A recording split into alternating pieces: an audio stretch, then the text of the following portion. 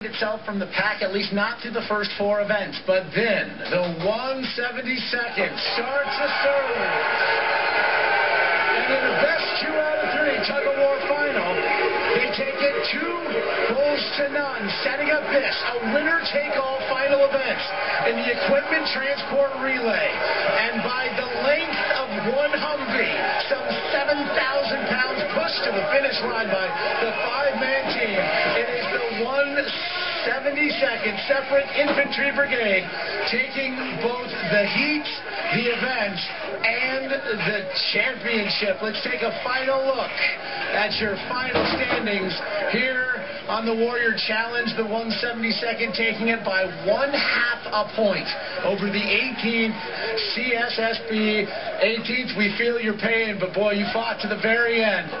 The 1-4 finishing 3rd, the SCR finishing 4th, the 173rd finishing 5th, the 709th MPs rounding out the day, as we like to point out. And so to present the trophy and crown a champion, we welcome the ranking officer here on the post. He's been our host all week long, Brigadier General Stephen Salazar.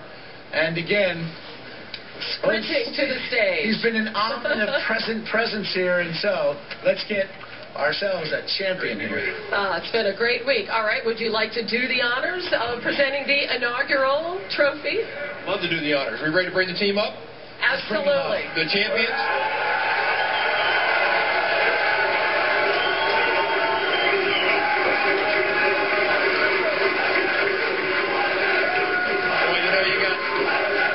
You got sports heroes, you got American heroes. Today you got a chance to see both of them. Great job.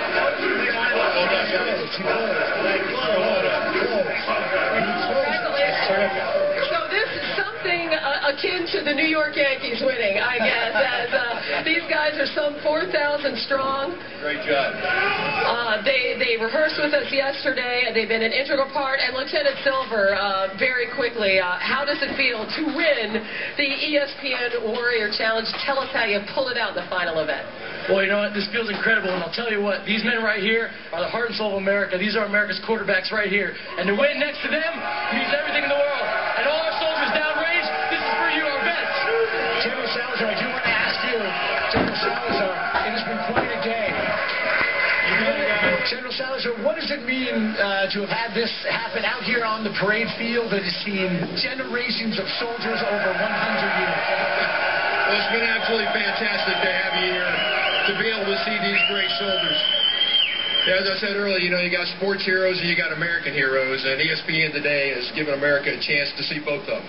Our sports heroes today, but of course our American heroes every single day. And so we really appreciate you giving us a chance to do that. Something that has really struck us, and in talking to the generals out in the field, as one phrased it earlier, that they feel lucky to be able to serve our country. And I think that really it's the opposite, as we feel so fortunate to have men and women like those here in Grafenwehr. If you could send a message to the folks back home who've watched you all day about why this place is so special and what you want them to know about the work that you do here. Well, first of all, let me say Happy Veterans Day to everyone. And all of these soldiers and their families will tell you that we stand on the shoulders of our great veterans who have come before us. We have the best army in the world fighting for our country at a very difficult time and really doing a super job. We really have the best army we've ever had, and it's thanks to those great veterans. We're just pleased to be a part of it. Here in Grafenwehr, Germany, where we get to represent our Army with all of these great soldiers and great families who are serving our nation. Really fantastic. How much is sports a touchstone for you? Everywhere we go, Josh, we've seen jerseys, folks watching football games. It's a constant part of the conversation here, and of course on the field of play as well. Well, you know, soldiers are all about competition. And, you know, you've seen an awful lot of things. When you put a camera on a soldier, it's amazing what happens. And on these great family members. But what I'll tell you is even more amazing is what you don't see. Every single day, when there is no one watching, the great things that our soldiers do for our soldiers, for our nation in combat, and of course what their great families do every single day to support them. Again, while no one's watching. We have so many people to thank, and we really want to get to it. First of all, General Salazar, we very much appreciate your time and your efforts, and those of really all underneath you. We want to thank you for the hospitality shown us this week. It's been a remarkable thing. Well, we want to thank you for coming out here to thank us.